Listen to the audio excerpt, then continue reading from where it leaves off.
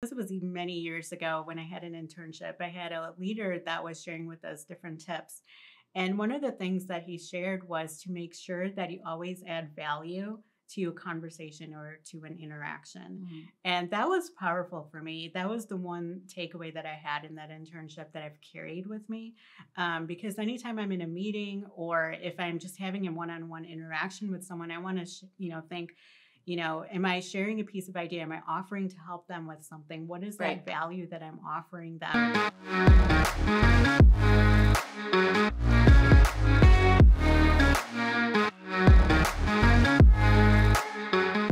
Hello, everyone. Welcome back to Project She Leads. My name is Nori Joaquin, your host. If this is your first time here, thank you so much for taking time to watch us today. So this is part 2 of a 3-part series that I have on relational leadership. Last week, we talked about the importance of building relationships, and we're going to continue that conversation today with my guest, Wilma Thomson. Welcome back. Thank you. I'm looking forward to continuing this conversation. It's so good.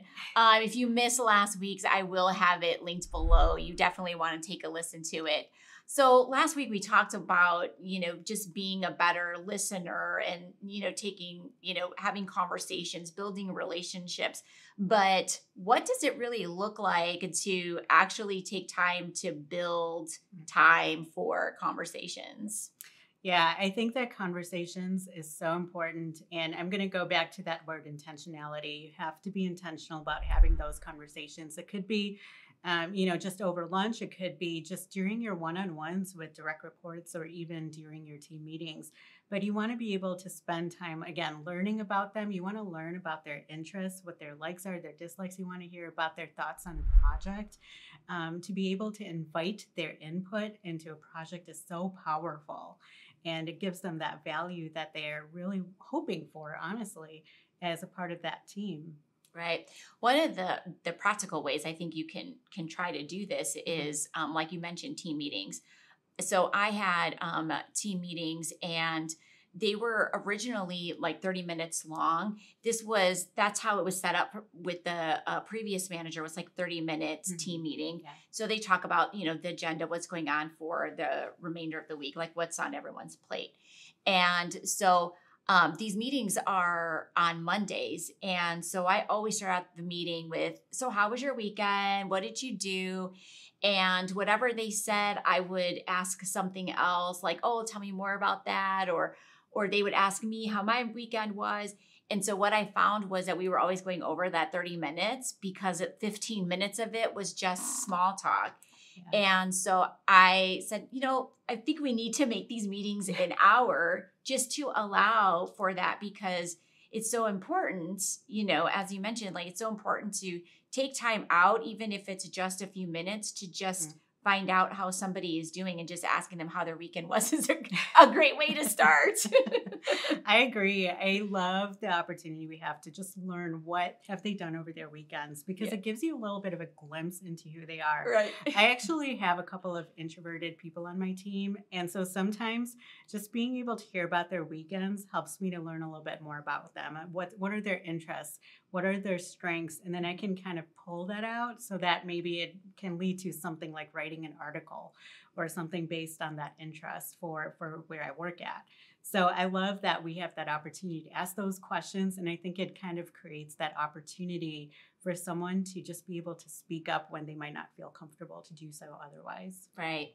So another good tip, and I got this from one of my other guests, is this is kind of around meetings too. Yeah. Now, I am notorious for logging into a meeting, even if I am the initiator of the meeting, like a minute before or right on time. And one of my previous guests, she had mentioned that when she has meetings, she always logs in a few minutes early, because as people are popping in, it provides time to just, ask them how they are, or just to have like a really quick, short conversation.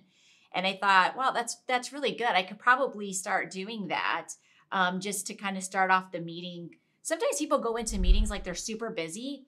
Yeah. And maybe this is just like not the best time, and they were focused on something.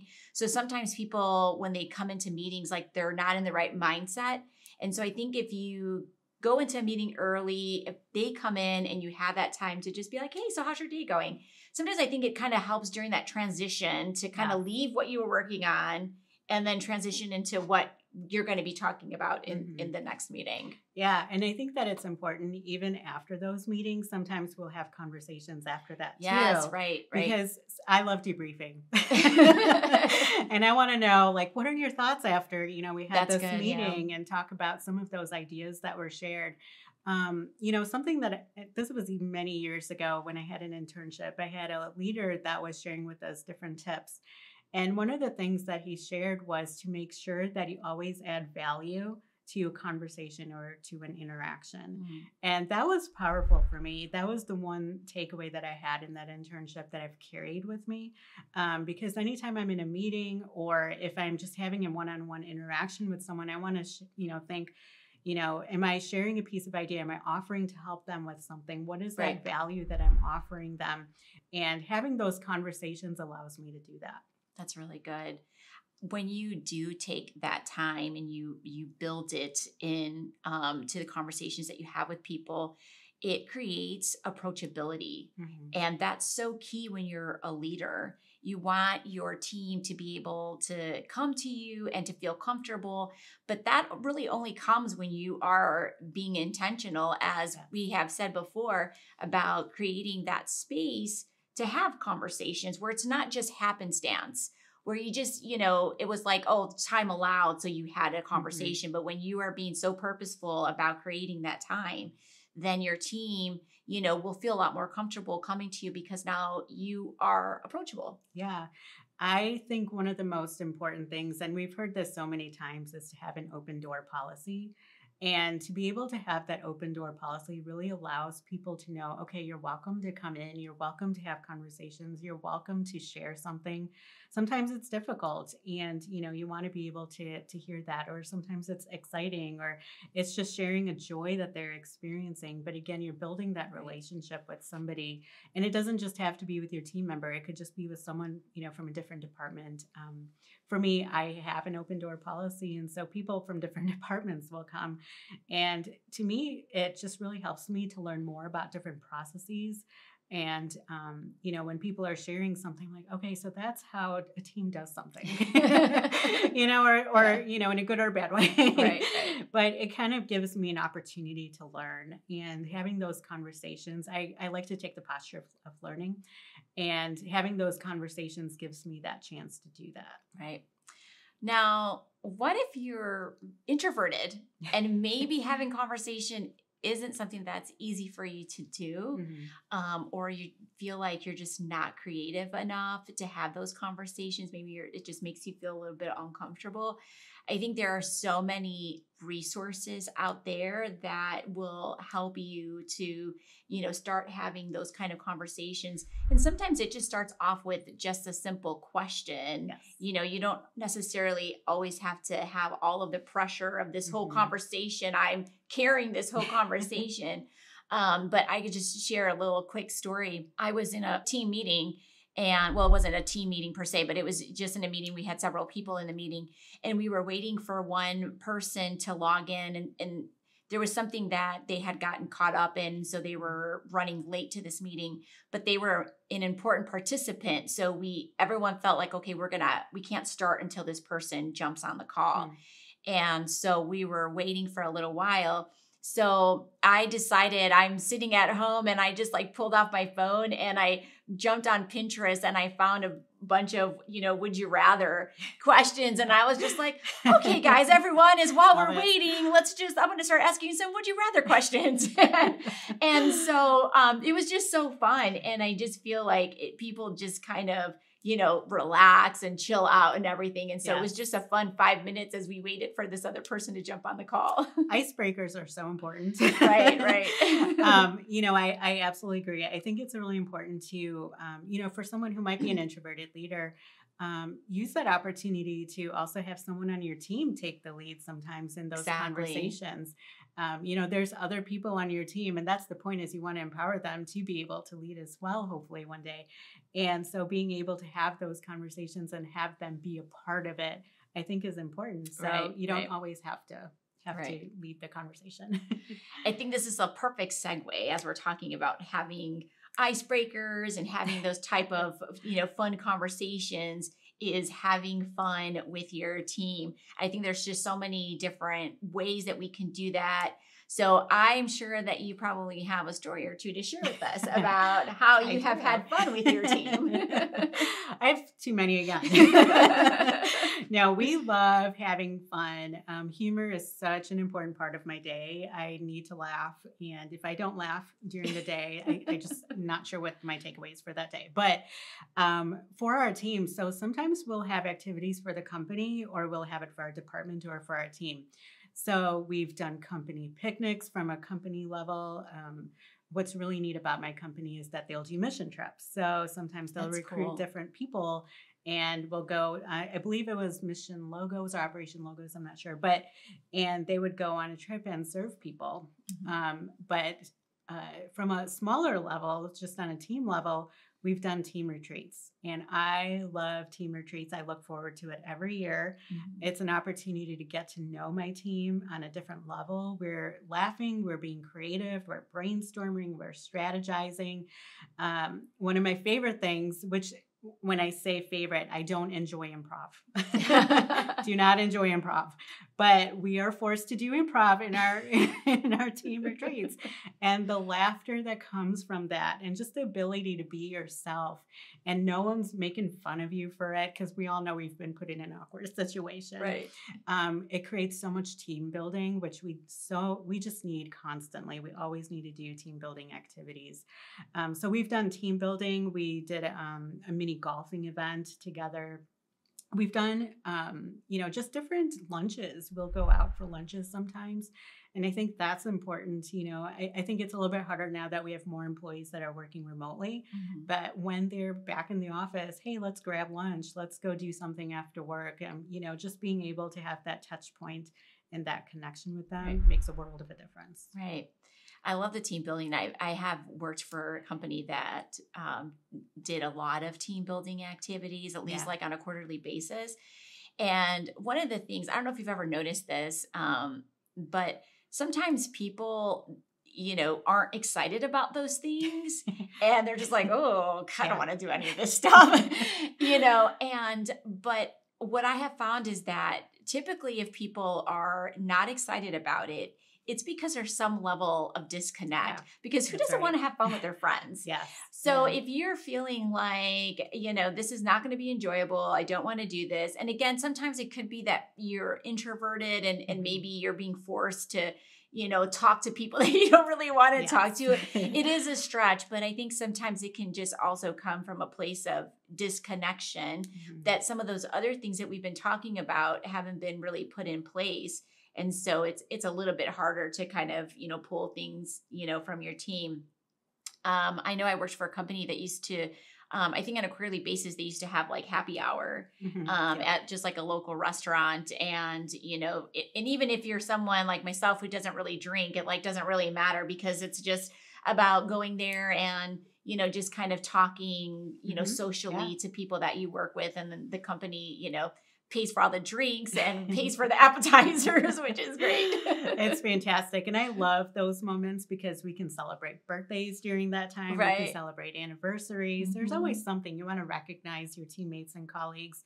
To go back to the introverted thing, I think it's important to, during team retreats or just even in meetings, spend time with that person, get to know them, and then you'll learn to find the questions to ask them to draw something out of them, because that can be a challenge. And I've had that in my, just my experiences. And that's why it's been really important for me to learn more about their background. Right. And we had to do that in a team retreat because they weren't interested in, in participating, but that was because they were super introverted. I mean, very introverted. And, so for them to finally participate, honestly gave me great joy, even for that little bit. So, but the other thing I really enjoy about team retreats is we've done the Strengths Finders books, and being able to learn about our team members' strengths and how can we tap into that, and what are the areas that we're kind of maybe not we might be lacking in. Right. It gives us an opportunity to strategize a little more. So there's so Yeah. many cool things that you can do at Yeah. team retreats. Highly recommend it. So I think if you work remotely, another great idea in trying to just kind of create fun is doing a Taco Tuesday with all of the remote Yes. workers. Everybody gets lunch, and sometimes you can, put it on the company dime, Mhm. and it can just be a time everyone gets their tacos, everyone is online video call, and we're just having fun, like no work talk. Let's just do some icebreakers. Let's eat our tacos. Let's talk about how awesome tacos are. But it's just another way, like you can still connect, even if you are working remotely and your team is not around you. There are still ways of building that community within your team, and just planning time for just fun. Something that I think is important to note is a lot of other companies are recognizing how important it is to have fun. Right. And Southwest Airlines, most of us has flown that airplane. The flight attendants have incredible fun. I mean, they're rolling pop cans down the aisle, You hear them speaking over just the speaker. There's just so many fun things that they do. Google, they have nap pods. Right. I need to talk to my company about that. So, but just the fact that they offer that, that opportunity to incorporate some of that fun. And, it's a conversation that more people are having and recognizing, because the happier your employees are, the better you're going to see in terms of output. And I think that's really important. You're going to be meeting your goals, and who doesn't want to come to a happy work atmosphere and environment? Right. I think right. that's a great place to be. And it does kind of help with eliminating burnout, which so many people feel. But those times of fun with your team is also a great opportunity to show appreciation for your team, or to call out individuals. One of the things that a company that I worked for previously, that they had a event to try to help people like show appreciation. It wasn't just like the leaders, but just in general. Was during Thanksgiving, they I don't remember what they called it, but they would actually issue cards of thankfulness. They were blank cards, and they gave them out to everyone, and everyone had an opportunity to write a thank you card to someone. It didn't have to be someone on your team. It could be anyone that you worked with. And then they would actually deliver them. So you didn't deliver them. Oh, that's awesome. But they would deliver them. It reminds me so much of like when I was back in school, and during like Valentine's Day or Christmas, they would have like an event that was similar, where you could like send someone a carnation for Valentine's Day, and you could like write a little note. Or at Christmas, it was like this gigantic candy cane, and you could send it to send it to someone. I can't speak right now. But they would be delivered. And I remember in school, they would deliver those like throughout the entire day. So at every period, all of a sudden someone comes in the door and they're there to deliver, and you're just like, oh, is one for me? Is one for me? And then like it was like that from every period. And then sometimes if it's like the end of the day, it's 8th period, and you're like, I have not gotten a carnation or a candy cane. Then suddenly there it would be. But you would see people, like there was so much anticipation for the entire day. And it was always so much fun. Unless, of course, you were the one who didn't receive one, but it was still fun. Who doesn't love a surprise? I know. So, I mean, just kind of that's just like a really creative way of just giving people an opportunity to take time out to write, a thank you note to someone that's impacted them, or just to say, just thank you for, just bringing a great colleague, or just being there, whatever the case may be. And just showing that. I mean, it means so much. I think it means more than we realize it means, because during that period, the card that I received, I kept it. I still have it, because it just meant so much to me that this person, shared what she did on that card. Yeah, I read about an experiment where a photographer, so she kind of did a before and after with different people for self portraits. And with that, so she basically took a picture of a person, just took it. And then after that, she told them something like, "You are beautiful." And then she took a picture after that. And looking at those pictures, the before and after, and the world of difference that it made, I mean, they just looked like they were glowing. There was so much more joy. I mean, you were seeing some bigger smiles. It was beautiful to see that.